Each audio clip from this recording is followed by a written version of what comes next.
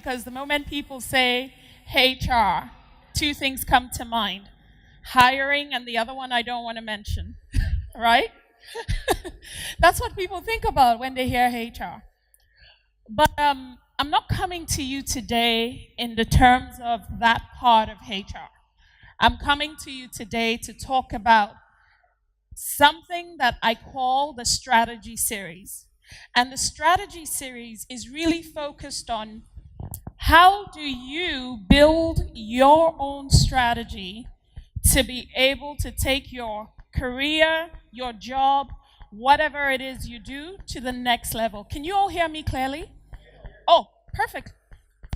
So I'm going to wait for the audio guys to give me the signal. Okay, and then we can start.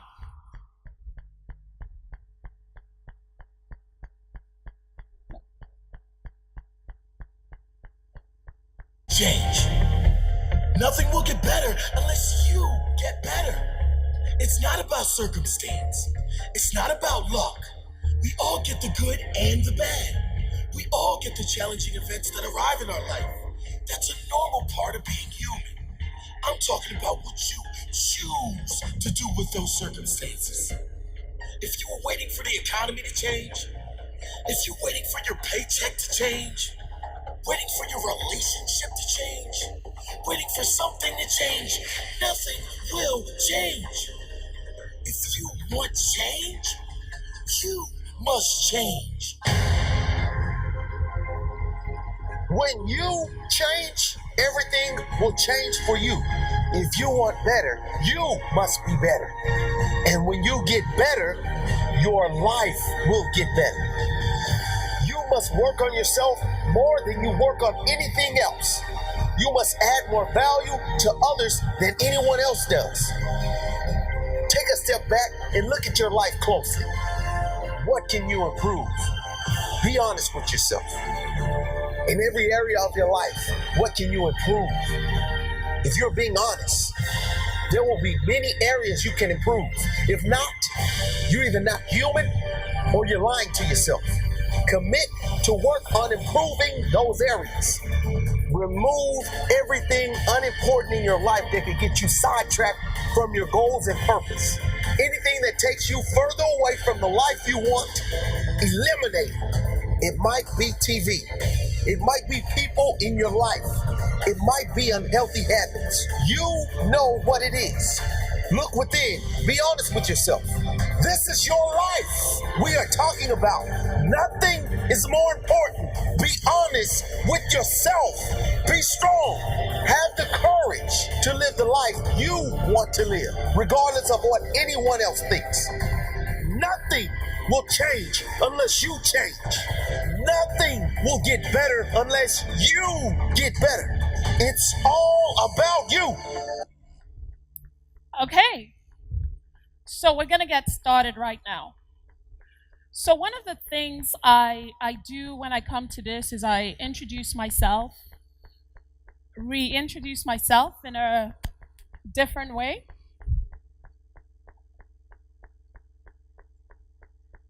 Okay, so I'm going to talk about this from a connecting strategy. And what I'm going to give you today is what I call nuggets into owning your development. I'm going to give you a few tips and tricks as to how you can really develop yourself to the next level, be that a job, be that a career, be that even as an entrepreneur. In terms of the objective, I'll take you through a journey of discovering, linking key things to you that makes it plain. We'll go through understanding yourself, identifying your potential and focus. I'm going to talk about dispelling some myths, things that people think are true but are not necessarily true. Sorry, technology is not my friend. Never has been.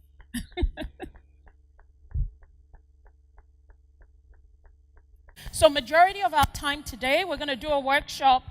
At the right time, the ushers are going to help me distribute some stuff to you with some pens, and we'll go through the journey together.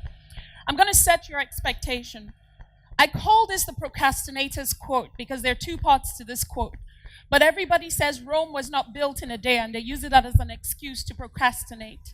So Rome wasn't built in a day, but they were laying bricks every hour.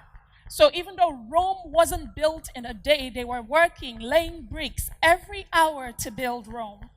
Today, I'm going to give you one of those bricks to build your Rome in terms of your career and your development. A journey of 1,000 miles always starts with one step. This is a step in a longer journey. And for me, as a talent enabler, as I call myself, know that behind everything I share here with you, there's a lot of information that I cannot share in the 2 hours we have together. 1 hour. 1 hour we have together. But at any point in time, feel free to ask me a question as we go through this session. So I'll start by introducing myself. I was a very happy child, wasn't I? Always smiling. Had that beautiful smile to me. So basically, you all know I've already said it, I'm a vice president of HR for a global logistics service provider looking after Europe, Middle East, and Africa, but based out of Dubai. My role spans over 3 continents, 19 countries. I have 13 years plus at a senior management level within HR. I started my career as a payroller. And I always say this, but if you ever meet my sister-in-law, don't tell her this. She's one of the smartest women I know. And she learned payroll and said, hey, I taught myself how to do this thing. Why don't you go and learn it? And I said, great, teach me. And she said, no, teach yourself. Here is where you need to go and find the information. And I love that because a lot of people give you the fish instead of teaching you how to fish. When people teach you and push you to a learning experience as an adult, you capture it. When people tell you, it doesn't stay anywhere. I've worked in 3 continents and I've also been self-employed. My passion is enabling people. I like to give people the tools to be able to empower and push themselves. And for me, my strength is my high emotional intelligence, I think, and cultural dexterity. I say cultural dexterity because one of the countries I lived in for my career was I spent 3 years in Turkey, not understanding any Turkish, but managing one of the more successful union negotiations that the company I was working for at the time had had in the last 15 years. But that also taught me a 3rd language. I'm an expert at body language. I can tell how people feel just based on the way they move their body. That was a good learning experience for me. And my greatest achievement for me is being a life partner. I've been with my life partner, call him my life partner, not my husband, because we're on this ride for life. For 21 years, I haven't killed him yet. That's a testament. And I don't intend to kill him today, I think. But he's my biggest fan, my biggest supporter, the person that pushes me the most. And I love being a mother to my 2 kids. I love them more because they're a product of my husband and I, so it reminds me of us. And I'm a talent enabler. Those are the 3 things that define me. I love to be a life partner, a mother, and really enable people and get them fired up about developing themselves. And I've done it for senior leaders and even people just starting their careers, and now I want to do it for the community. And this is going to make sense. I'm a parrot, eagle, dove. Now, we get started. The first step of any strategy in terms of how you want to get people to buy into you is understanding yourself first. I love this quote by Carl Jung that says, everything that irritates us about others leads us to understanding more about ourselves, right? It's always about the other person. But 9 out of 10, you need to look at yourself and say, how does this impact me? How can I control it? So I'm going to talk quickly about something called personality styles. Regardless of your culture, where you come from, who you are, there are personality styles that you can use to break through different communication barriers. Everybody falls within those personality style preference. And there are very different tools that can help you decide what it is. But in terms of the history of where it comes from, it really dates back to ancient China, 500 years BC. People have been using it as a way to read and predict what other people might do or how they might take to other things. Today, I'm going to be focused on these two. These are what I'm going to be using to translate the personality styles. You have the D, dominant eagle. You have the I, interactive, parrot, sunshine yellow. You have the S, supportive dove, green earth. And you have the cool blue, owl. Just think about it like eagle, parrot, dove, and owl. So, like I said, this is an interactive session. So when you think of an eagle, what are the characteristics that define an eagle? What? Flies high. What? Flat, sharp side. What else? Ego.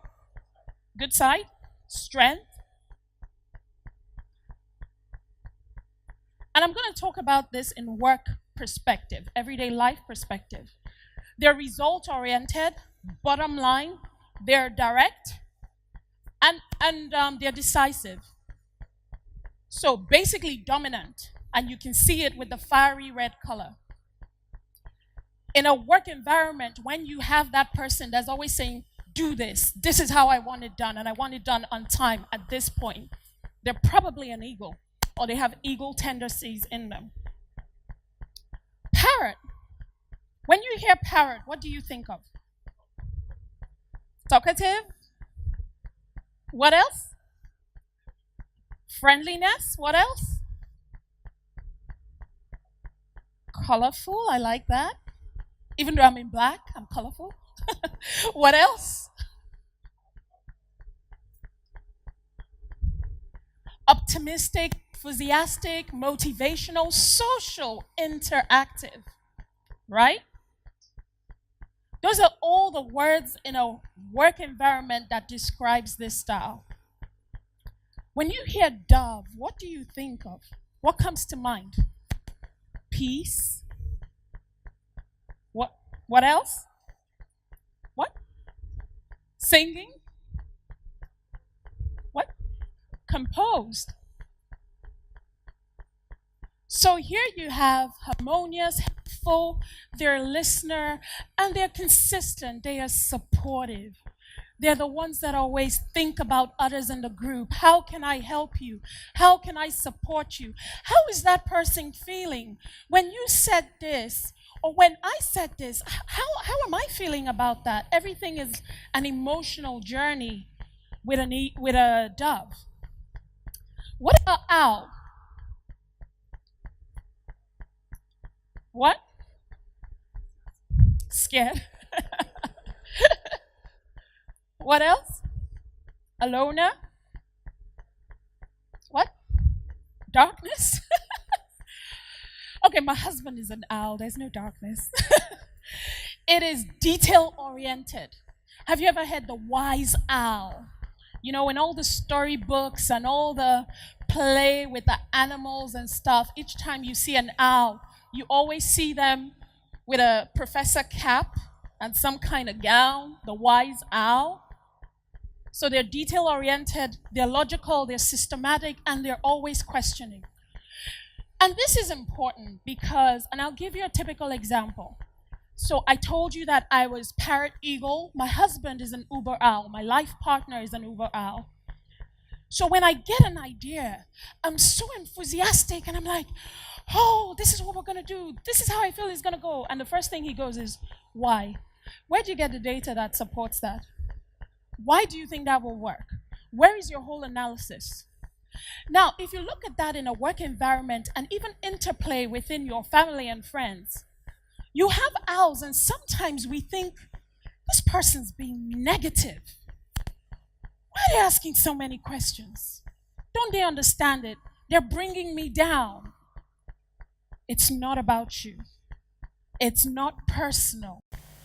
most of the conversations that happen on a day-to-day basis, regardless of whether you're from China, India, North America, South America, West, East, North, South of Africa, or if you're from Europe, you might have a distinct culture, but your communication style preference sits around one of these four. And sometimes people have more than one communication style preference, and that's fine. But these four quadrants actually form the basis of a lot of communication that happens. And the lack of understanding of this is really what causes a lot of conflict, be that in work relationships or personal relationships. This is the nugget that a lot of established organizations and a lot of well-developed markets use in terms of trying to translate and read a situation in a room, right? So the birds on this side are task-oriented. They're usually the ones you will find with a to-do list, ticking it off. What's first, second, third, fourth to do? On this side, they're people-oriented. They like to be around people. So sometimes you see someone who's task-oriented and they don't really like to work in groups, and you're like, that person is antisocial. Not necessarily. They're just a task person, while these guys are people-oriented. And then when it's talking, and this is very important, the owl and the dove, they're even-paced and reserved. So they pace themselves. It might take you longer to complete a task because you're even-paced, you're reserved, and you might not talk about it that much until you complete it. While at the top, they're fast-paced and verbal. They're the ones that immediately they give a task. They're like, okay, so here's what I'm going to do. Here's how we're going to do it. Okay, let's go and do it. Right? And then these are more formal in terms of their approach. They're relaxed in terms of their approach. Quiet, at the bottom, they're quiet, they think to speak. Have you ever been in a conversation with someone and you're talking and the person is just looking at you and you're wondering, what's your opinion? Are you looking through me, or are you actually understanding what I'm talking about? They're probably on that bottom quadrant. While at the top quadrant, sometimes we have to remember to stop talking too much and let others speak. Because we are talkative, we speak to think. So when I have an idea, I can't just think about it. I have to speak to someone. I have to go, hey, okay, I'm just talking through this. Here is what I'm thinking about. Here is how I think we need to do this. Here is how I think we need to sell this. Here is how I think we need to engage about this. So the styles on a good day. And I'm running through this very quickly. A, for time, because I want us to get to the second session. But B, this is a wide topic in its own. When I facilitate this, I facilitate it for a whole day. But I want to give you nuggets. On a good day, eagles are determined, focused, proactive, courageous, and purposeful. They have a mission to complete. They're going to complete it. Parrots are empowering, engaging, encouraging, adaptive, and dynamic.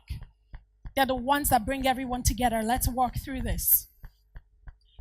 Doves are appreciative, respectful, valuing, saying thank you, please, and how are you doing, and really mean it.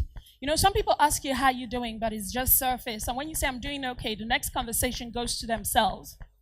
Usually that's what parrots do. The dove will say, how are you doing? You answer that question. And how's your family? How are your kids? How's your husband? What did you do over the weekend? Doves. And on a good day, the owls, they are diligent, consistent, trustful, principled, and objective.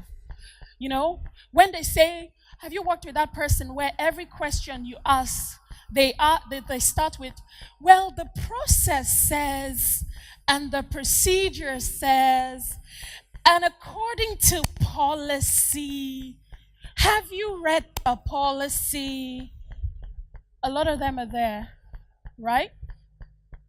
But also on a bad day, this is the nugget. How do you deal with these on a bad day?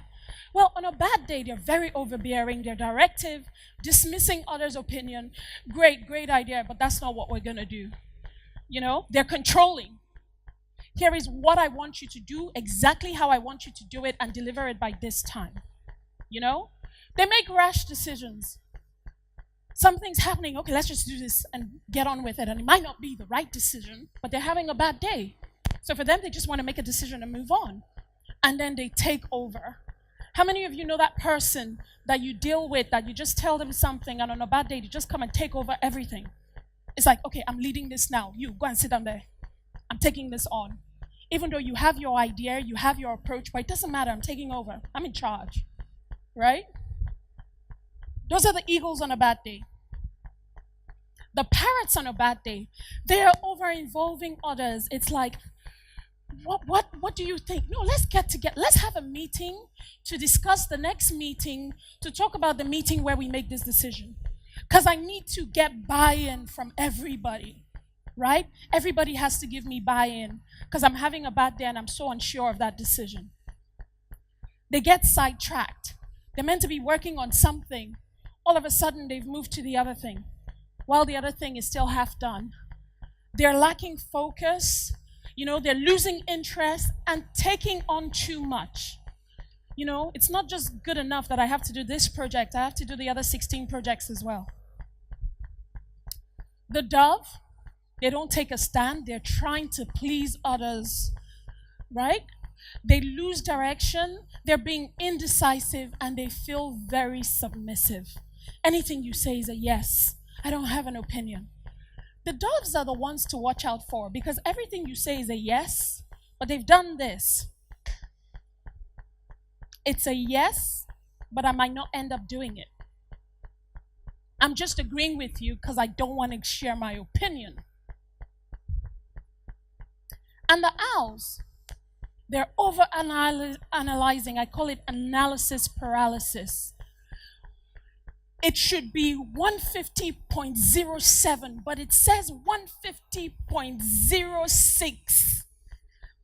Where is it rounding or something else?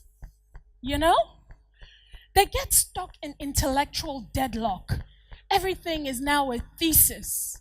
Well, according to this research and according to this report, or according to that person that I know that has been doing this for 20 years, this is what they said we should do. They adhere rigidly to protocol. The protocol says, so there is no mixing it. There is no reinventing the wheel. There is no idea. We're going to do what it says in the book, period. They're nitpicking. All of a sudden, everything is not good enough. You'll never hear great. You hear, okay, but, and, however, you could have. There's never a well done. There's a, you could have done it better as far as I'm concerned. And then they're dwelling in the detail, every single thing. It should have been a comma, not a semicolon or something else in that wording. So the rule, you've all heard about the golden rule. In life, they say treat others how you want to be treated, right?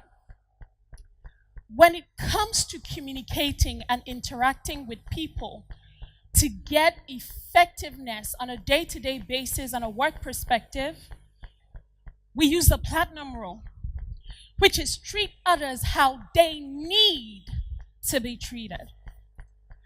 Now, this was rushed, and I saw a lot of you taking pictures, but in your time, please dwell on what I said. And I could see a lot of you nodding, smiling. So I am sure you've already identified some of the birds in your life in terms of where their dominance is, and even yourself. These are tools that actually help you and understand that 99% of conflict that happens, it is really never about you. It is about the other person. It is not personal. And I think from a cultural perspective and a background perspective, we always think these things are personal, right? That person doesn't like me. Sometimes it's that person doesn't like me because I'm from a different part of the world.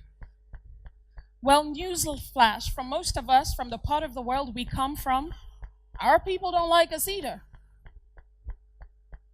It's not personal.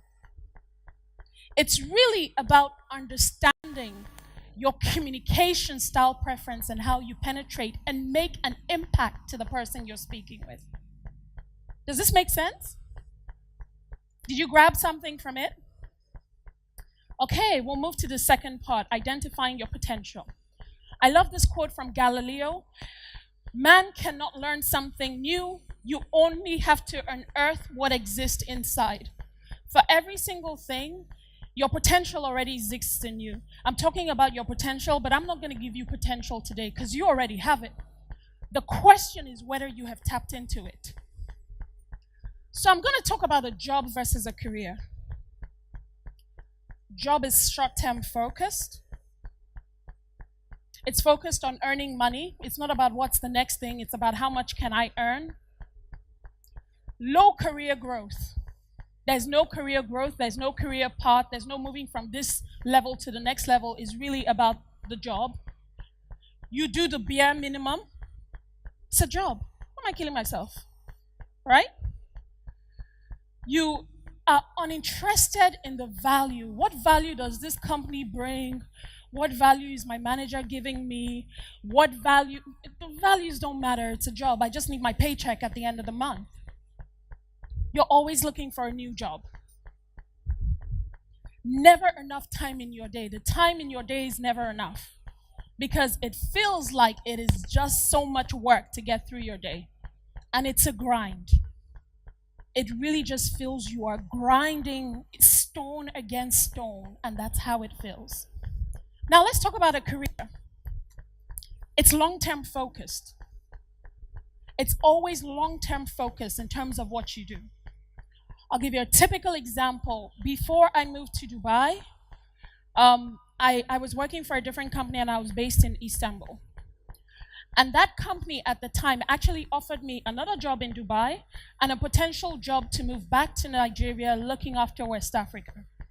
The money they offered me was 35% increase on the base minus all the other packages in what I was already earning in Turkey. Then another company offered me a job in Dubai. The job in Dubai is the job I do now, so Vice President of HR for Europe, Middle East, and Africa. So bigger region, bigger scope, different industry, more to learn. But the job they offered me in total package was 35% less than what I was earning in Turkey. If I took that job, it will be 62% less than what I could earn with my previous company. I took the job to earn 65% less. Long term. When you're clear as to whether something is a job or a career, you know what you're willing to sacrifice, when you're willing to sacrifice it, those decisions are easy, period. If it's a job, I won't do that. I'll take the 65% pay rise and move wherever, right? It's about gaining experience, and that example I gave you is really about gaining experience. I wanted the experience to move to where I wanted my career to go to. High professional growth. You go above and beyond for your career. And above and beyond as an example is, I gave a nugget that I lived in Turkey, but what I didn't say was I had 2 kids at the time. And my youngest was 7 months old. And my life partner decided he wasn't going to move to Turkey with me. So for 3 years, I was a commuting mother. I lived in Turkey while my family lived elsewhere. And I would see them holidays, weekends, they'll come over sometimes. But it wasn't a difficult decision for us to make as a family because we understood why we were making the sacrifice. It was for a career, not a job. And we understood where the career could take us. Does that make sense? You always align to the values. The values are important because the values impact your brand and impact whether you're willing to sacrifice all these things for that career. You're looking to move up the ladder, right? You're not looking to stay in the same place. You're not looking to move for money. It's about progression, doing more. You have mostly fulfilled days. Your days don't feel empty. Even when you have challenging days, you come back and say, today was a challenge, but I was able to achieve this. And it's a journey. Now, the difference between these two really is where your passion lies. So I'm going to dispel a couple of myths. Everyone must have a career. Do you agree with this statement? You do?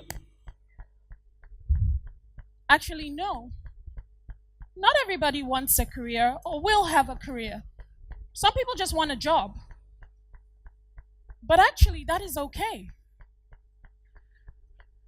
Those who do a job are as extremely important as those who want to grow themselves.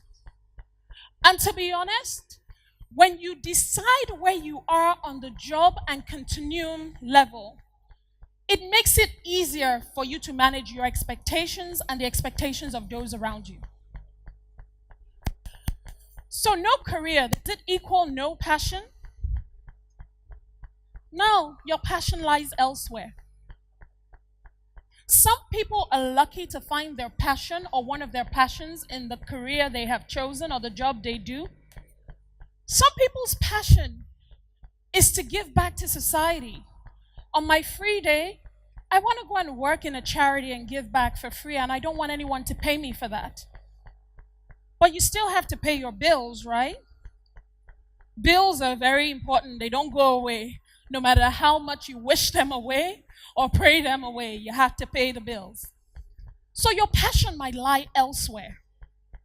But you need a job to live day to day.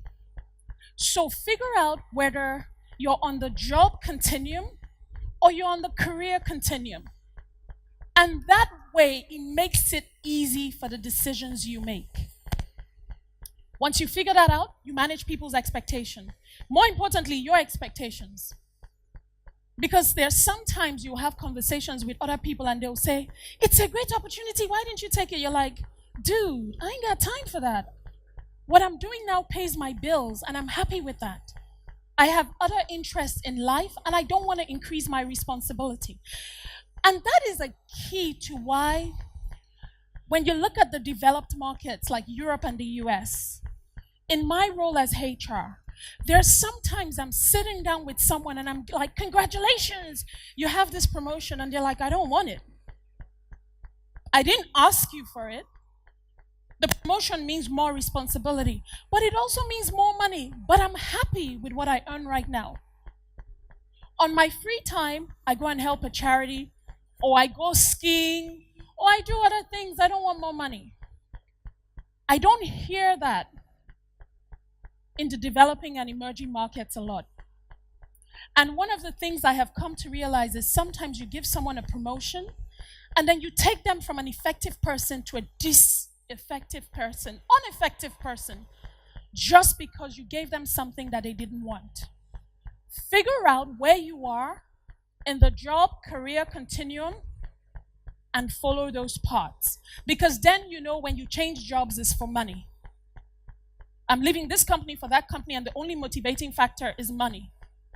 You decide the companies you're going to go to, you decide how you're going to interview, and you decide how you're going to sell yourself. Now, when it's a career, you understand that, well, I'm looking for a career, so there are sacrifices I have to make. Sacrifices that might seem unreasonable to other people, but reasonable to me because I am looking for a career. Does that make sense? Is that a nugget that drops that was like, wow, okay, that makes sense? So we're going to go into a workshop. The first thing I'm going to teach you how to do, and everyone, can you give them the 2 sheets? Yeah. I'm going to teach you how to make and design your own brand statement, and this is very powerful. When I do this, and you don't have to do it if you don't want to do it. For those of you that are interested in it, take one, pass it over.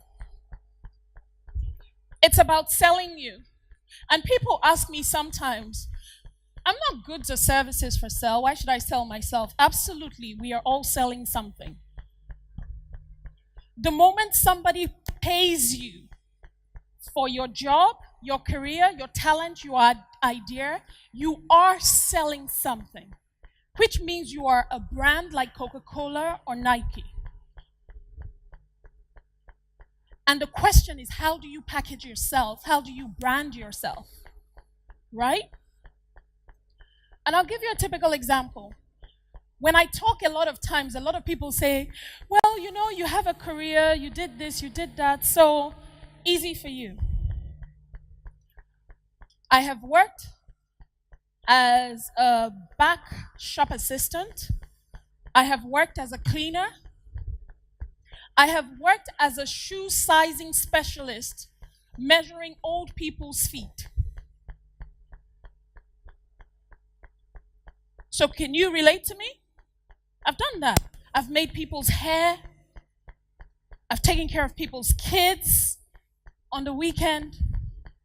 So I'm standing with you. And by the way, I was born in Nigeria, university in Nigeria, left Nigeria when I'd already had my first degree in Nigeria. So everything you're seeing here is self-thought.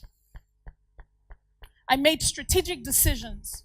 One, when I left Nigeria and moved to the UK, if I wanted to be in Nigeria, I would have stayed in Nigeria, so I chose the predominantly white neighborhood to live in, where it was difficult to interact, but I had to learn the culture of the place that I just called home.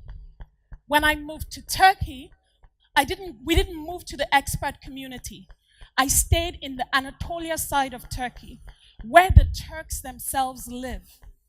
I learned to do the Turkish dance, I learned to eat their food, I learned to watch their soap operas, because I was going to be negotiating with a union that was Turkish.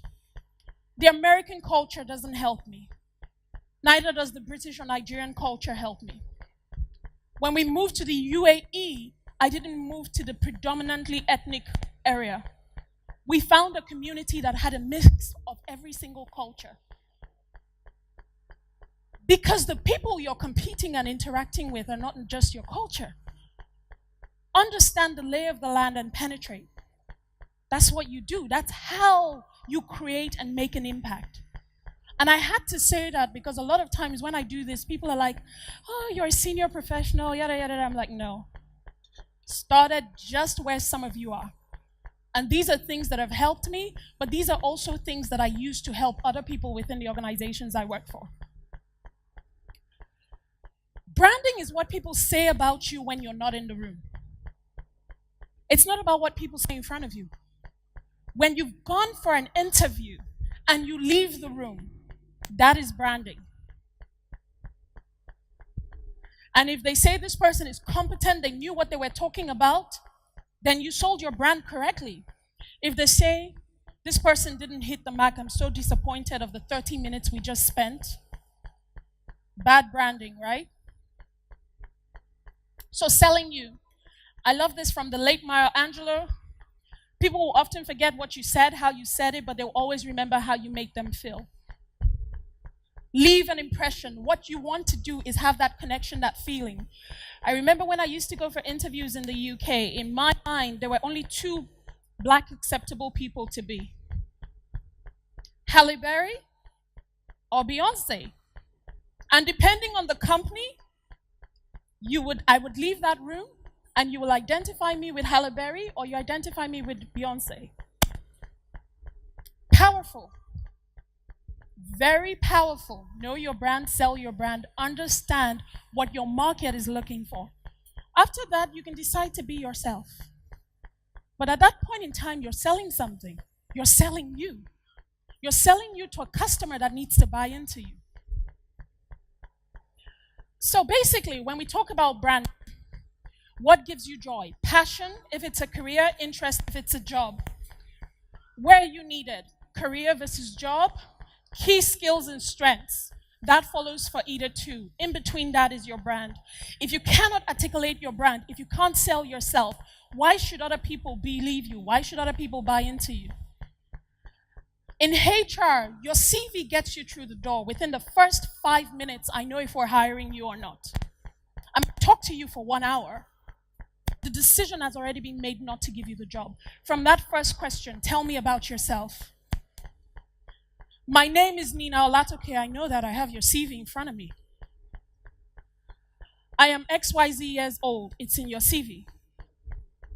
I grew up in Nigeria. Come on. Really? It's in your CV. Nationality is Nigeria or India or Philippines. I know that. Tell me what I don't know. My name is Nina Olatoke, and I am so passionate about making sure people tap into their potential. It has been my passion from day one.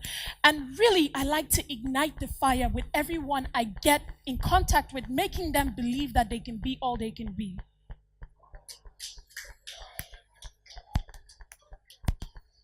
That gets you the job.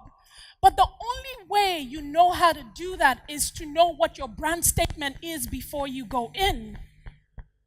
How do you project and attract what it is you're looking for if you don't even know how to articulate it? How do you make those decisions that make sure you're in there? How do you hold yourself accountable for your brand?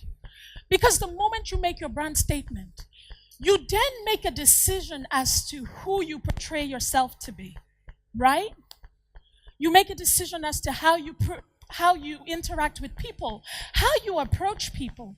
You make a decision on what you're going to like and not like on Facebook, what you're going to put on Twitter, what you're going to show on Insta, the kind of pictures you're going to display. You make a decision and hold yourself accountable for your brand. Because in this global world now of technology on a click, not doing things that are outside your brand has a bigger impact than you think. It's all about letting others know the unique value you give to them and that you bring. So I'm going to start with one first statement. I am a forward-thinking logistics executive who believes in building relationships and going above and beyond to deliver innovative solutions for global companies seeking effective revenue growth. What job do you think this is? What? What job? Interactive session people. What job? Customer service in logistics supply chain. I am a hygiene specialist who believes in creating an environment to enable performance for organizations seeking to promote a clean and healthy workplace that enables creativity and growth. What job? Cleaner.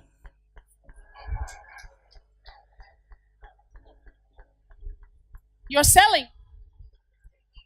For every job that is posted in Dubai, there are 500 applicants minimum to a job. What makes you stand out?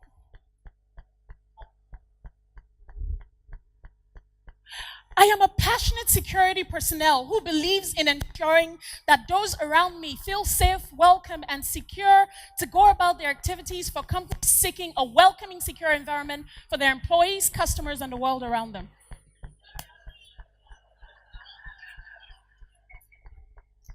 So if someone comes into an interview and you say, what do you do? I'm a security guard. Or you say, tell me about yourself, and they say this. Who's going to get the job? So with that, I'm going to work you through how to develop your own brand statement. You're going to identify your unique values, and then you're going to develop your brand statement. We're going to go through this 6 steps. You're going to write down the steps first here, and after you write it here, then we use the second sheet to write your brand statement. First step, write down 2 core strengths you have. Examples can be determination, creativity, patience, dedication, versatility, honesty, passion, whatever it is. Write down your core strengths. And I'm going to be available walking around the room. If you need me to come to you, put your hand up. I'll take the mic off my ear and have a conversation and guide you through.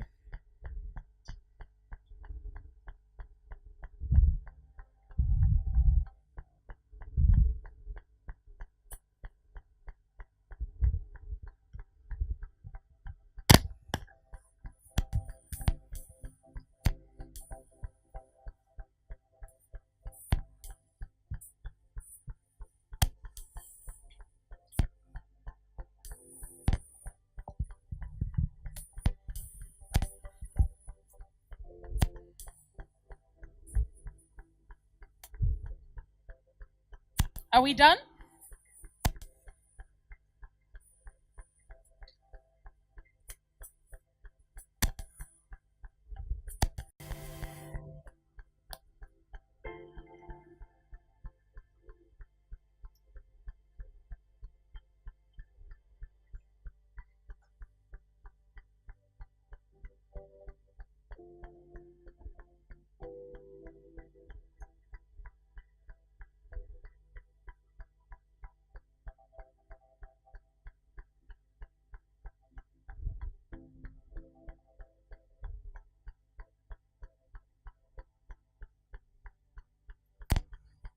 Can I move to the next? Okay.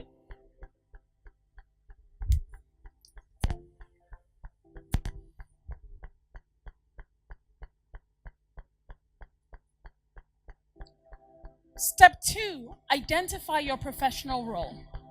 If you can put an adjective to it, that's fine. If not, just call it what it is. Right? But preferably put an adjective to it if you can. So if you work in IT, you can say an IT solutions support specialist. You know, depending on what part of IT you work in. An engineering technician.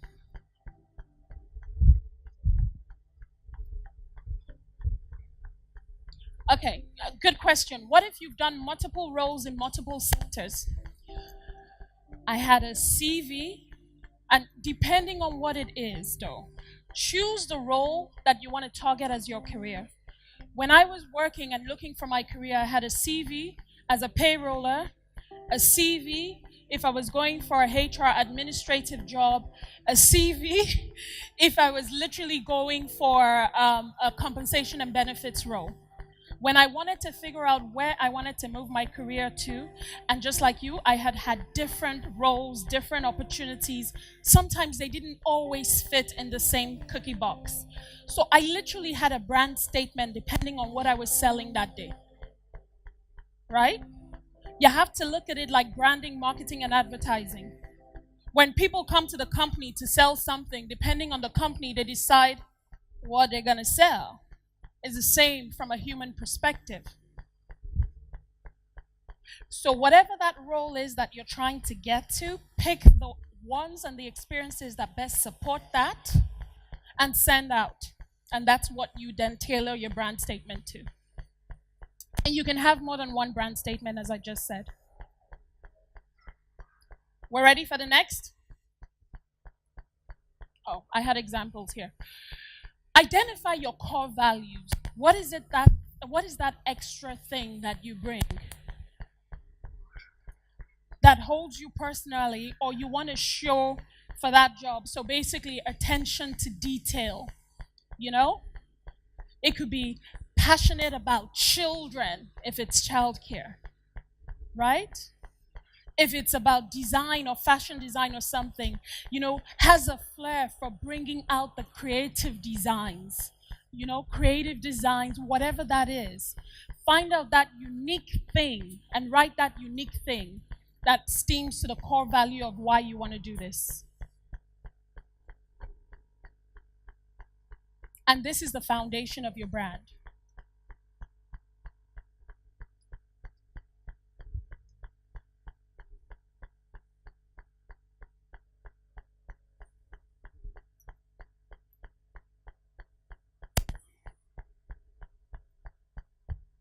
Are we ready for the next?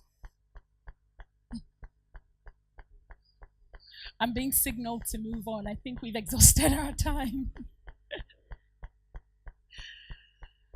Write down your passion and specialty. The area of work that motivates you, that really motivates me, or really motivates you. What is that area of what you do that really motivates you and gets you going?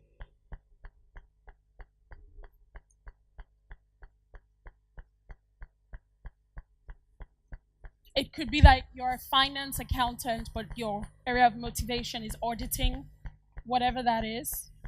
Whatever area you want to focus on as that passion and specialty.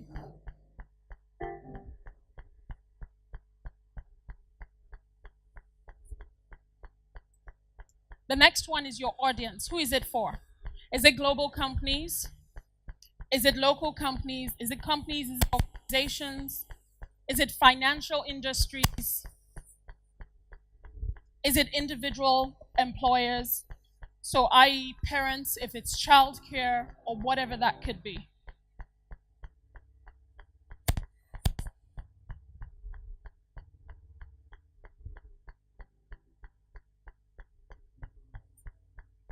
And then the last piece is, what value are you bringing to your customers, or what is it? What is the value or the ultimate goal for your customer for hiring you?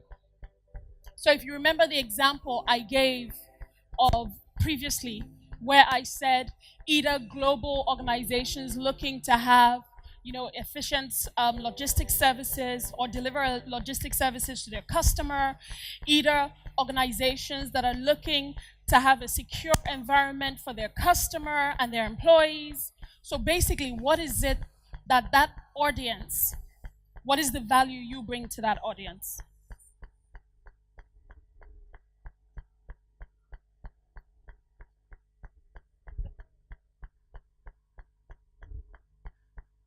And the final piece, we put it together. So you write, I am core strengths, professional role in core values with a focus on passion specialty for the audience seeking audience goals. And these in between, you can change them as you please to make the right statement for you. I can go around, and again, if you need me to come to you, just put your hand up. And I'll come to you, I'll take down my mic, and we can walk through it together. But this is the first step about selling yourself. And this is the first step in terms of building your strategy to owning your career.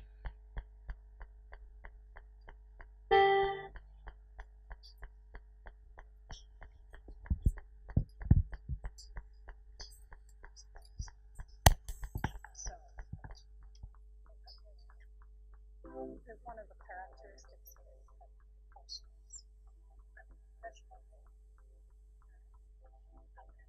of that, and then the passion specialty in there.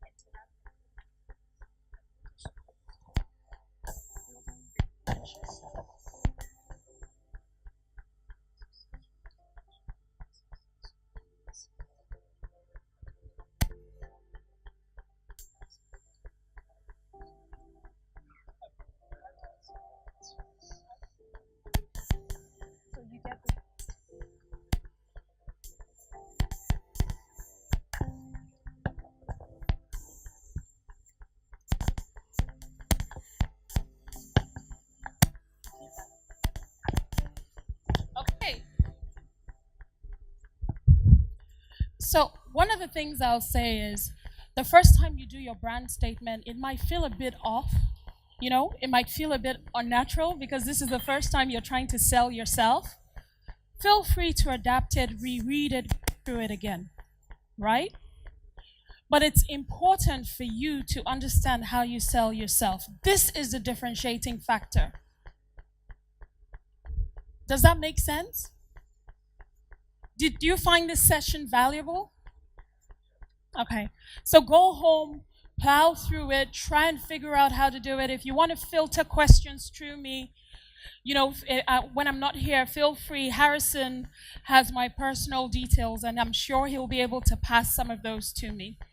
One of the things I want to leave in terms of summary, Rome wasn't built in a day, but they were laying bricks every hour. Continuously work on yourself. Don't be a procrastinator and say, Rome wasn't built in a day, so I'm not going to make that much of an effort. Knowing yourself is the beginning of understanding and wisdom. It is very important. I agree, the fear of God is the beginning of all wisdom. But the reason why you fear God and know Him is also to know you. Right? You have to know yourself. You can't teach a man anything. You can only help him unearth what already exists in there. Your potential is in you. Your potential is in you. You can find it, you can tap into it, and you can discover it. Personal branding is not about you. It's about putting the stamp of value you bring to others. So it's not about you. It's how can others see the value in you. One nugget I'm going to drop is when I do these things, a lot of people say, well, I really want to move from a job to a career, but no company is giving me the opportunity to get the experience to move to a career. How many of you feel that? A lot of you do. Do you know how you get the experience? You sacrifice your time and you get it by going to meet people. People are running businesses here. Some people just want to know how to do their monthly budgeting. And you're trying to be someone who wants to know how to use Excel or spreadsheets.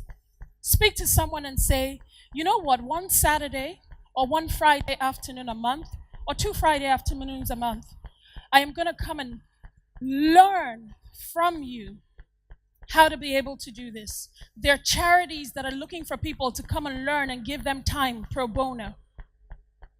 You go to a charity and say, how can I work in your finance department to help you? Now, for a lot of people, they're like, but they're not paying me for free. It's not for free. They're giving you something better than pay. It's experience. When other companies are not willing to pay you for you to learn on their dime, and people are willing to give you the opportunity to do that at their expense and at their risk, it's an honor, it's a privilege. So when people tell me, oh, I'm trying to do this, but I can't get the opportunity to do it because companies won't allow me, I say, go and find someone who's willing to risk to give you that opportunity to learn on their dime. Remember the first video, whatever it is that distracts you from your goal, eliminate it. It could be TV time, it could be gisting time, it could be whatever. There'll be time for that in future. Eliminate it, focus on what is important. Okay? There are other series to this. If I am privileged to be invited again, then I will talk through those. But with that, I say thank you for your time. I am always humbled when people listen to me and be attentive and interact with me. It's always a privilege for me, and I want to say thank you. Any questions?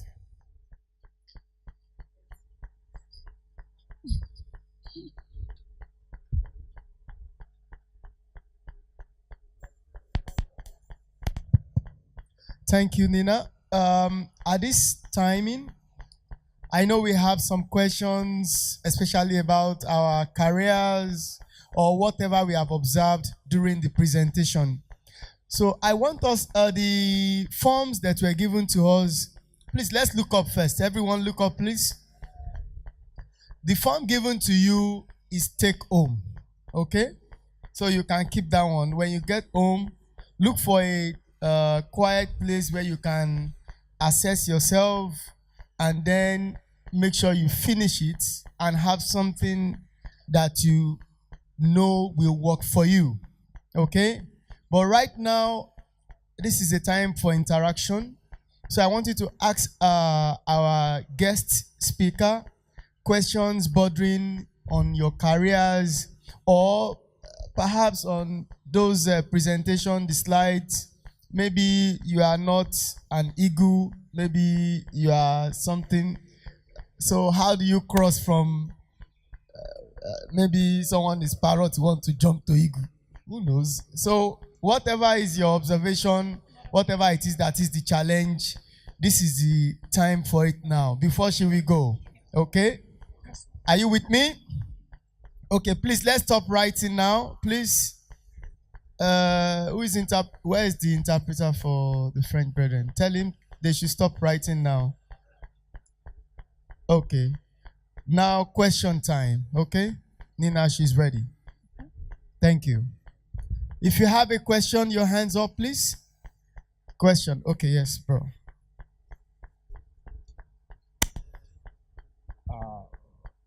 My name is Daniel. Now, as an HR, you know, most of your jobs as HR, you're always in the office, the head office. Yeah?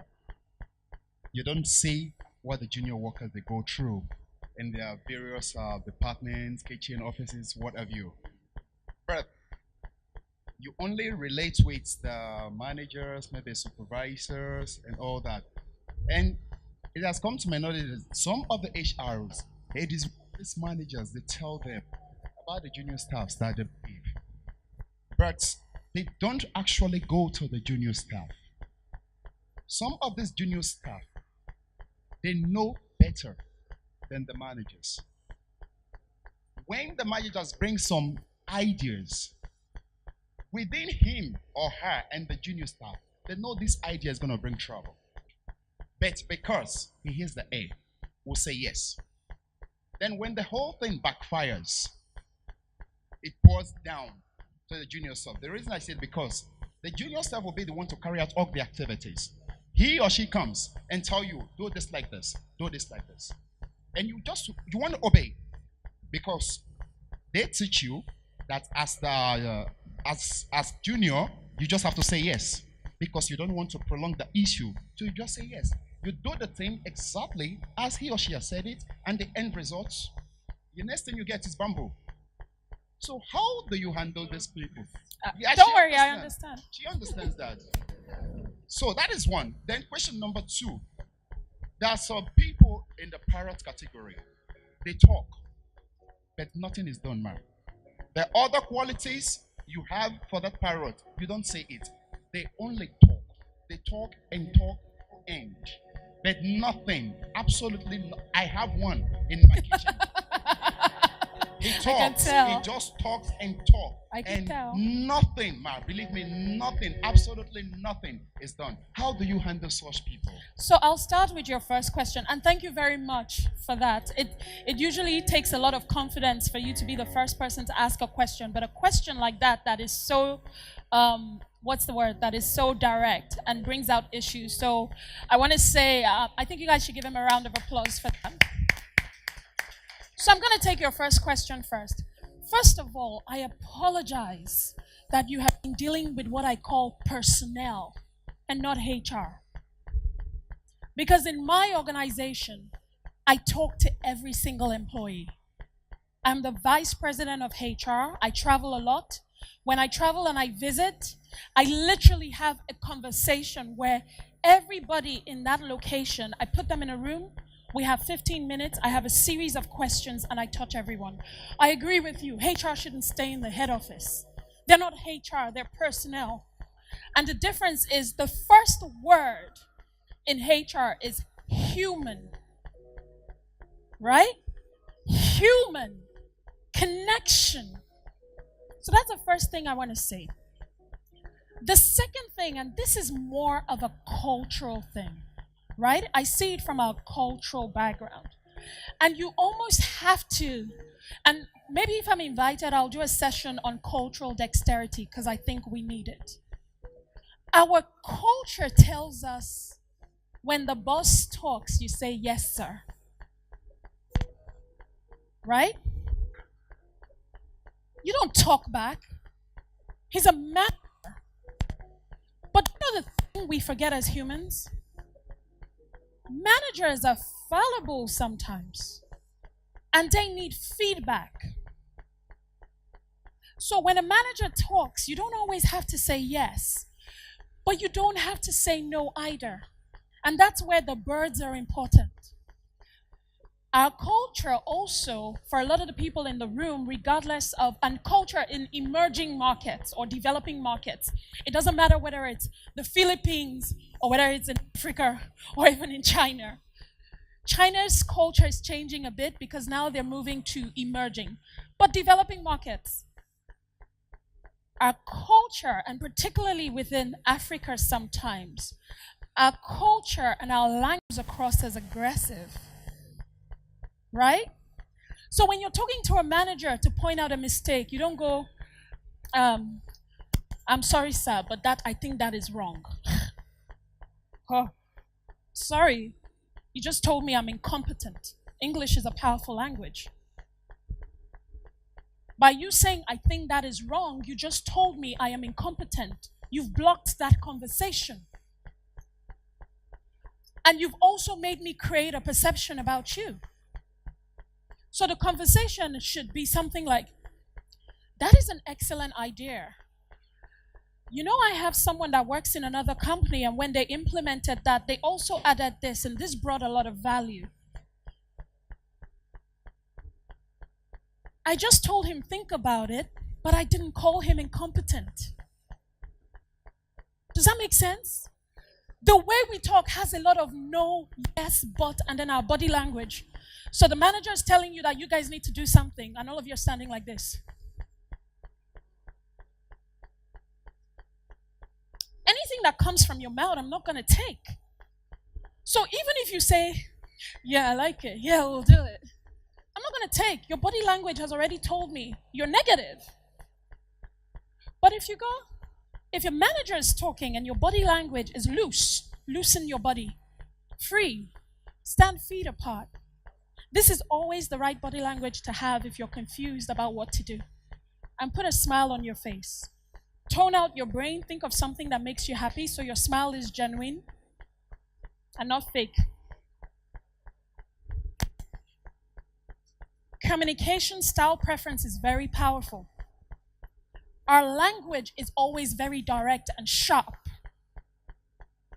So when you say, yes, but I don't agree, or I don't think we should do it that way, you've just told me I'm incompetent. You start to use those kind of language after you have built a relationship that allows you to use and be that direct. Half of the time, two things are the barrier. One, our culture tells us the boss is always right, so we don't question it. We don't have an opinion. Two, when we have an opinion, we use the wrong language. Body language, physical language. Do you see that in what I'm saying? Okay. And then your second question. So I've answered the first. What was your second question again? The talking types. So let me tell you what happens with the talking types, the parrots. Excuse me, please, before you leave that first one, he also says something about junior staffs that are working very hard, but they don't have the opportunity to talk to the HR. No one can market them. Only their line managers. So if the line manager doesn't like his face, he's just working hard forever. Okay. So how does that junior staff... I agree. And to be honest, I just gave you an example of how I managed to do union negotiations in a country where I didn't understand Turkish. Do you know how I managed to do it? When the junior staff are having parties and stuff, and you see, we Africans, sometimes we don't understand the importance of social play. We don't understand that. It's very important. You don't build relationships on a 9 to 5 and by doing your job, except if you're in a job and not a career, and that's fine. So during Diwali or whatever festival, you go, why don't we go out together? You see, I like it when I hear a lot of people, they're like, you know what, management, all these senior people, they're always doing dinners, they're always going out, these ones like to spend company money. No, it's called building relationships. That's number one. Number two, even in an organization where HR goes to the ground floor, right? HR is there for you. I am their human. Make no mistakes about it. But I'm also there to look after the company, right? I am there to make you effective to deliver the overall objective of the company, right?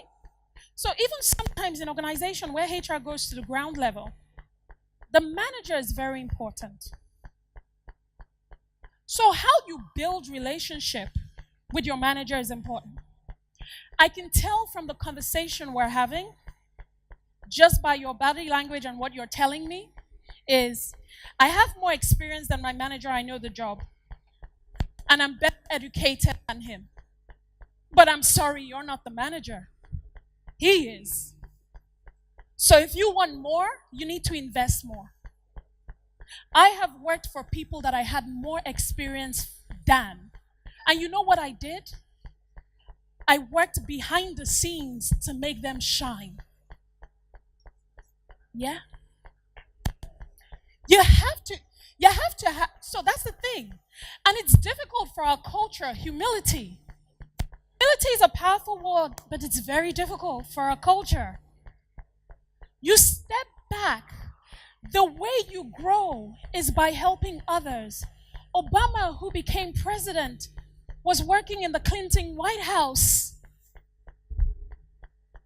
as a junior political aide. You think he didn't know more about the people in terms of the civil rights and what was happening in the black neighborhood than maybe Condoleezza Rice, who was there at the time?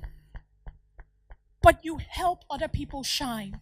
Because remember, karma is powerful. Whatever you do to someone as you're growing up, expect 10 times it when you're up there. You haven't told me that, but your body language has told me I have more experience, I'm more educated, I understand better. Your manager is not going to like you. Because if you're doing that to me here, I can imagine you do it to him in his face every day.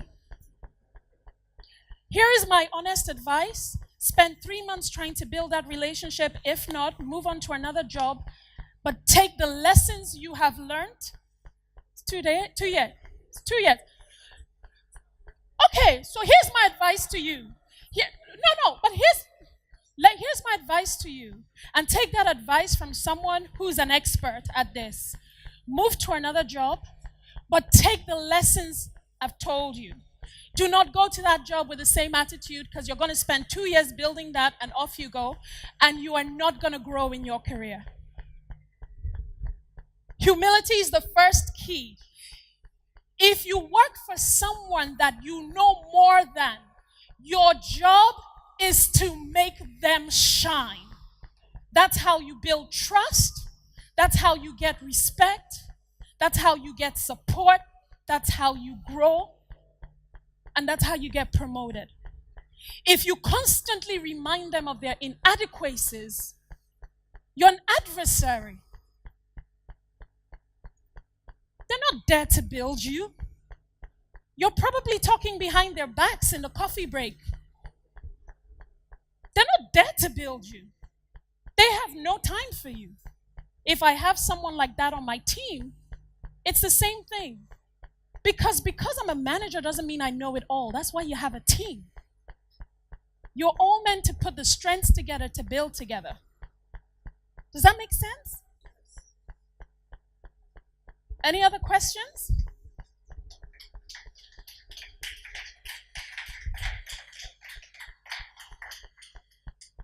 It's a mic here.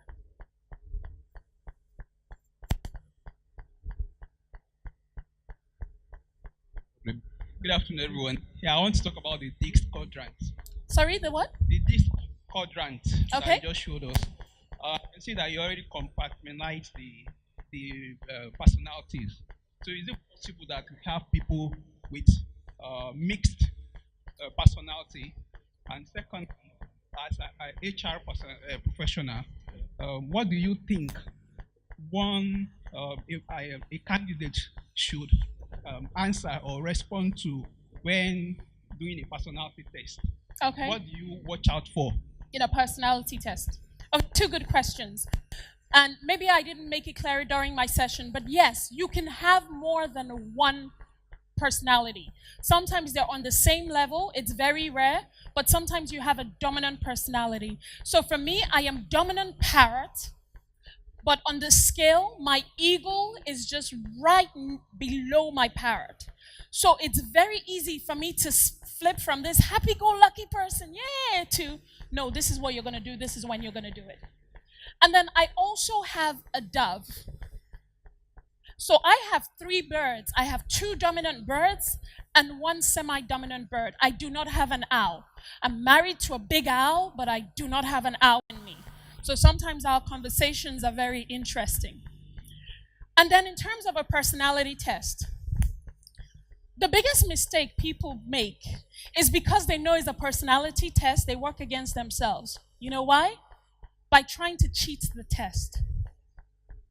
So they think they're answering what the company wants. Don't bother.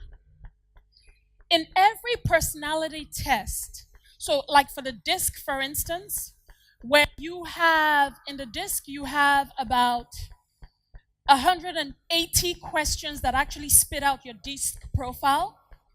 Out of those 180 questions, there are 30 unique questions that are repeated in different ways. There are actually only 30 questions in that personality test. It's repeated in different ways. And they use English and wordplay to confuse you. Hello, sweetie. You want to talk with me?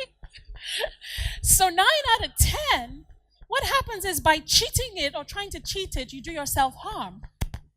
There's one that they use for executives called Hogan.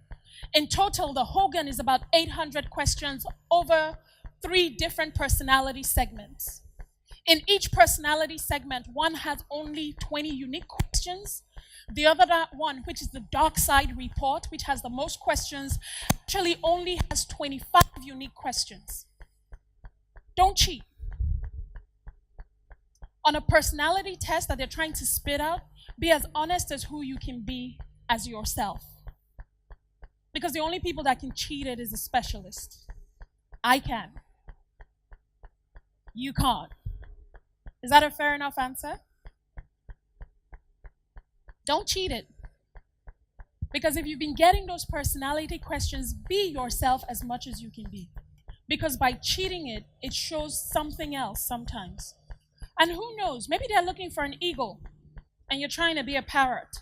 I don't support companies that do this, by the way, because I think you need every bird in a company. But sometimes certain companies are like, it's a finance job, I need an owl. But because it's HR that told you to do the test, you're trying to be, oh, I'm happy, talkative, I like people, you don't get the job. Because the company has said, I want an owl. And maybe you're an owl, but you feel that being an owl at that point in time is not what you need to do. I always tell people, if you're in front of HR, an interview, be a parrot eagle. Talk, but let your conversation have meaning and context, not airy-flary. I always say be a parrot first, personality high. When they say, so what are you passionate about? Not, I'm passionate about, where's that passion? What are you passionate about? My passion is come alive. Show it's your passion. Right? Question? One question before. What advice do you have for writing cover letters? I had 2 requests this week. Some guys are applying for some position, so they told them, send your CV and cover letter. So one of them went on the internet and wrote a cover letter for the position for an accountant. So he just do copy and then he pasted it. Then he put his name on top and then he sent. The other one was about to do the same thing. So I told that person, why don't you write it in your own word? But the guy still didn't answer me. He went copy, paste. So for cover letters, and the internet is a powerful tool. Use it for research, right? I always tell people copy and pasting doesn't work. Use it for research. And don't just use one. Go and find a cover letter, 3, 4 cover letters. You can combine them, but write them in your own language. You know why? when the cover letter says, when a cover letter uses certain language, right? You know, saying like, you know, I'm passionate, I know how to work with ambiguity, you know, I am dedicated, using all this big grammar. And then you go and sit in front of the person you're interviewing. And your CV and your cover letter reads like a Webster dictionary, but the person in front of me is not speaking like they understand what a Webster dictionary is. That already tells me that you're deceitful. You're selling something you cannot carry. Right? A pastor I listened to a long time ago, Pastor Bernard, he's a US pastor. He said, when women used to come and tell him that, I'm looking for a husband, and he says, what is the list of the husband you have? Well, I want someone who went to Harvard. I want someone who earns this kind of money, drives this kind of car, lives in this kind of house, has this kind of social life. When they finish with the list, the question he asked them, can you attract that? You just gave me your list, right? Can you attract that? And 9 out of 10, the answer is no. Because if you're looking for that kind of man, you have to work as the kind of woman who can attract that kind of man. You have to go to the places the kind of man goes to. The same thing with this. When you write your cover letter, your CV and everything, you look at it and say, right now, can I attract that? And maybe the answer is no. Then the question is, do I want to go to the interview to try and attract that? Yes. So how am I dressing? How do I speak? How am I communicating myself? What is my brand statement? When I go in there, what are the things I am going to do? How am I going to present myself? It's not just sending it in there. It is saying, okay, I've put a lot of flowers in this CV and this cover letter. I have to make sure that when I get in front of that person, I can defend what's in here. And if you can't, then don't do it. Because as HR, I look at the CV, I look at the person in front of me, and I go, you're a liar. I'm not hiring you because this is not you. Right? Him first. He had a question. Finally. Thank you so much, ma'am, for the opportunity. I have only just 2 questions. Sorry, I can't hear you. I have only 2 questions. Okay. What should I do to be able to stand out? I have the passion, I have the potential, but my colleagues are kind of blocking me, and I want to get out of that cocoon of being in that place where everyone is doing the same thing. I want to stand out because, believe it or not, the color is a big issue in Dubai. Our color difference it's a big issue in Dubai. So please help me and tell me what I should do so that my color can shine in front of the HR. So I'm going to tell you 2 things. Thank you. And my last question, thing of cross training. Yeah. And cross training. Right now I'm a security guard, and I want to do cross training to front office. So as the HR, like I'm coming in front of you, what would be the things that you would want for me to cross? Because yes, I've been doing security, now I'm crossing to front office. What would be the things that you would want? Thank you so much. Thank you very much. So the first thing I'm going to address is the color of your skin, right? Right? First of all, you said, what do you need to do? Get your brand statement intact so you know how to sell yourself. That's point number 1. Point number 2, I'm going to address the color of your skin, right? The color of skin, race, or background is a mental barrier we put on ourselves. Right? And I'm going to repeat that. I'm going to repeat that, and I'll tell you why I say that. The color of your skin, race, ethnicity, where you come from, is a mental barrier that we put on ourselves. I'm going to start with Nigeria because I know Nigeria very well. In Nigeria, we're all the same color, but then we have Hausa, Yoruba, Igbo, Efik, whatever else, and then we deal with tribalism. Human nature dictates that we will always have negativity towards difference. If we were all the same color, it will be that person has blue eyes, that person has brown eyes, that person has green eyes. If we all had the same eyes, that person is short, that person is tall, that person is this. And if we all had the same of that, and we all know the story of Cain and Abel, God loved one person more, so let's kill the other. Right? Break that barrier. In your mind, even though society and people around you might tell you, oh, because of your color, break it. In your mind, you have to wake up every morning believing you are the best thing since sliced bread. You have to wake up every morning, and when person points out your color, it's not your problem, it's their problem. They have an issue, not you.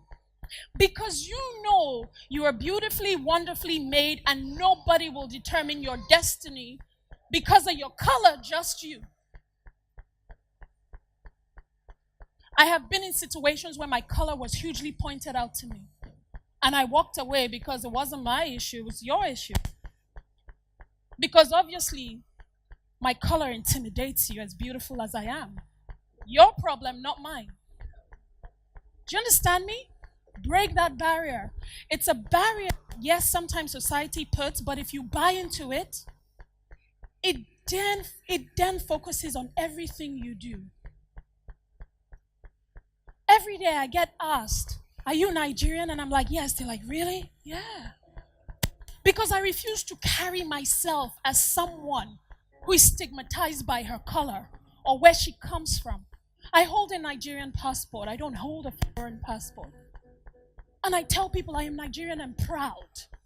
When people ask me where I come from, I'm Nigerian. Really? You talk differently. You seem to come from elsewhere. No, I'm Nigerian. Niger to the core. I don't doctor it. Until you have that pride, it makes you stand tall even when you're short. Make you hold your head up high. You will always be held back. With all the racial segregation, America voted its first black president 9 years ago. The impossible is no longer impossible. You need to work in that confidence. When I interact with people, I do not feel any sort of shame or inferiority complex as a result of my blackness or my passport. I actually work as if I have a superiority complex. You will hire me because I am an intelligent black woman. You will love me because of that. Right? That's what you need to do. So your question 1 and 2 is sell yourself as what you want to become. You are the one that tells people who you are. People don't tell you who you are. Is if you tell me your name is James and I say, no, your name is not James. Your name is David. That's not your name. You just told me your name is James, so I won't call you David. You tell people who you are. You give people the permission to treat you the way they treat you. Doesn't mean you have to be vocal about it. Doesn't mean you have to be a civil rights activist about it. Let your actions speak for you. In my career, I have been called various things, from the N-word to a useless nonentity to a cockroach. When people say that at me, I look at them and go, I laugh. I literally go into hysteria. Now, in me, I'm upset. Or when people say you're just a woman, I just look at them and laugh. I laugh into hysteria and I'm like, so now that you've got that off your chest, let's have a conversation. Can you imagine how intimidating that is? When you think you're trying to bring someone down and they go, okay, so now that you got that off your chest, because you're not going to annoy me. You're a non-factor to me. I have where I'm going to. You're not going to annoy me. You're not going to let me get angry and lose my job. I have a destination. You're not going to derail me. So I laugh about it, and after laughing, I'm like, so now that you've got that off your chest, let's talk. Let's make magic. Because that didn't impact me. Doesn't change who I am or who I will be. Does that make sense? When I hear talks and people say, because I am black, That story is gone. Black people are doing amazing things in challenging situations. And yes, don't get me wrong, I am not disregarding that exists. But don't let that get into your head, because then it starts to impact how you grow, how you portray yourself. And it doesn't matter whether it's black, whether it's Indian, whether it's Filipino, because even here, they also have some barriers that they need to deal with, right? Even within their communities. I work for a company where I have different communities in there, so I see it. We always feel that they're getting it better, but they also have their own challenges that are real and present and eminent. It's all about human nature. It is our nature to basically reflect on differences. The moment you look at it like that, and all of you in this room, if you want to really internalize that, even in your home countries, there's prejudice. Well, we're all black, all the same color. There's prejudice. So if we're honest with ourselves, that's a barrier we are putting in our mind. Next question. Thank you very much, ma'am. You've given a very nice delivery.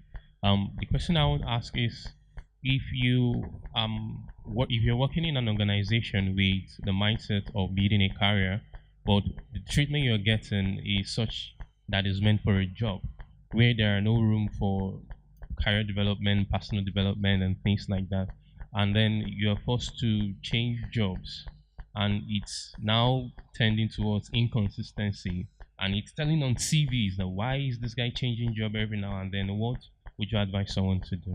So here's what I'll do, and that's a really good question because that happens. I'll first advise you to get a mentor. And by mentor, I do not mean someone who's like 20 years older than you, gray hair, that kind of thing. No. I mean someone who has the ability to give you the coaching and insights you need. That's point number one. Point number two, I will tell you to sell and brand yourself differently. Because at the end of the day, if a company sees a potential, even though there's no career path, I'm in HR, and the cheapest way to get good talent is to grow them internally. Because if there's an opportunity, or if I develop you internally, what I pay you for that at any given point in time is 30% to 35% less than what I'll pay for someone coming fresh from the market with those skills. The challenge is people are not selling themselves internally. People think that, because I have a job and I have a manager, my manager should do it. And when people tell me that, I'm like, that is just such a crazy notion. You know why? The longest period of your life is going to be spent working. Right? You're going to spend it working. You're going to spend it dealing with people that you work with. If you live to be 100, at least, particularly in this day and age, and where people are working longer, you will work for a minimum of 70 years. You will spend more time possibly working than you do with your children. You'd have spent more time in a work situation than probably with your life partner, with your children, and even with your family. So it's very important. So if you're someone who is career-minded, isn't it crazy that you've just taken 70 years of your life and put it in the hands of someone else to manage? That's crazy. That's 70 years of your life, and you're saying, until my manager makes me shine, then I'm not gonna shine. 70 years. Some people don't even live to be 70. Does that make sense? So you have to get away from the mindset that somebody else owns my career. You own it. Because that's 70 years. And when you retire, those 70 years will be either, yeah, I did something, or what a waste. Right? That's how it's going to be. It's either be 70 years, I did what I wanted to do, or what a waste. Time, once you use it, you can't get it back. So I'll say sell yourself differently, because for HR, At the end of the day, we're trying to save money. If your potential shines, you get that promotion. Simple math. But for your potential to shine, you need to let your manager shine so he can talk about you. Make sense? Any other questions?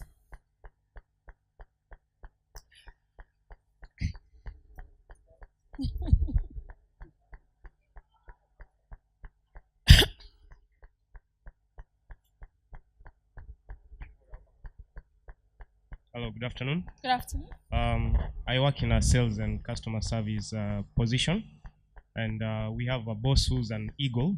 And sometimes when you face customers and they have different problems, you want to approach the boss, but the boss, he uses harsh words, like those kind of words, and it becomes a big problem when you're trying to get a solution from the MD.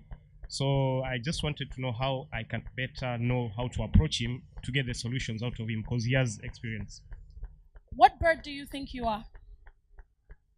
I am a dove and owl. You're dove and owl. When you're approaching him, don't be your dove. They're opposites. It means the possibility of clashing is very high. When you're approaching him, be your owl. Right? Opposites clash. They can connect. So be your owl. Go there. Detail, but not too much detail. Not over analysis. Not analysis paralysis. Right? Give him the information, high level. This is what happened. This is what I did. Here are the two options. What do you think? Make sense? Okay. One more question. Last question. One more question. I'm telling you, this is one of the most powerful tools. I use it every day till today. I use it to coach junior staff, senior executives. It's very powerful once you learn how to use it. Okay. Madam, we're very grateful that you've... Nina. Not Madam. Okay, we're very grateful that you've taken out this time from your busy schedule to educate us and to enlighten us on how to move forward with our lives. Normally, when we come to UAE throw a lot of things at us. Let's say somebody left back home from Nigeria with a graduate, maybe in accounting, for example. You come to UAE, it's not easy for you to suit yourself in that domain. You pick up a job as a security agent, a security officer, or security guard. And then later on, you want to switch from security to, let's say, sales. In your CV, if you prepare your CV after the first 2 years, your most recent experience will be security. What do you do to maximize the chances that if your CV gets before the HRO, you might stand a chance? Your CV can change from security to sales.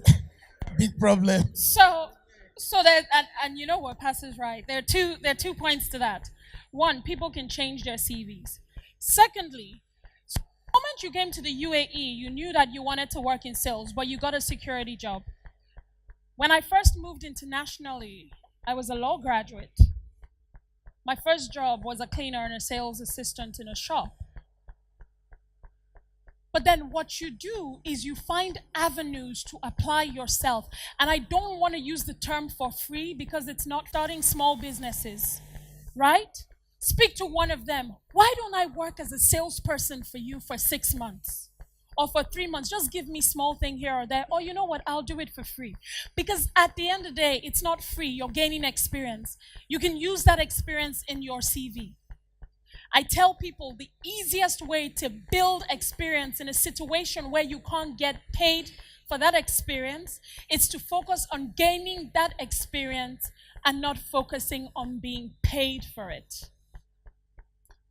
I started coaching and mentoring. So I do a lot of coaching and mentoring one-to-one with senior leaders in Nigeria. I started this about 8 years ago, right? Now, even though I had mentored leaders and stuff abroad, I'd never done it for senior leaders in Nigeria up until that point. For the first 3.5 years, I did it only focused on experience because I needed to understand the challenges that senior executives experience in Nigeria before I can now coach them through it. So for 3.5 years, you call me as an executive and say you need coaching. Sometimes I would pay for my ticket to go there to go and do it. Because for me, it was more important to get the experience. Now that I have the experience, I get paid for it. And I get paid a pretty penny for it. It's not cheap. But I have the experience. I have the context to be able to do it. But for 3.5 years, I focused on building experiences. And I didn't do it begrudgingly. Because sometimes some people think because you're giving them an opportunity, you're meant to be there at 3, you stroll in at 3:45 and it's free now. No. If I'm meant to be there at 3, I'm there at 2:15. Even though I know the Nigerian factor, sometimes you're waiting in the office and the meeting only happens 2 hours later than the scheduled time. But I will still be there before time. Because I refuse to allow those circumstances determine my work ethic. So your PA will tell you Nina is outside. Or your PA will tell you Nina is on the call. And you're going to be like, okay, tell her I'm running late. But I came to the party on time. Even though you weren't paying me for it, but you were giving me something that is more valuable than payment. Experience. You can't put a price on it. So that's how you do that.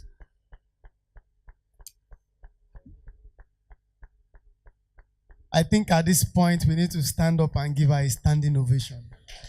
Thank you very much. Really.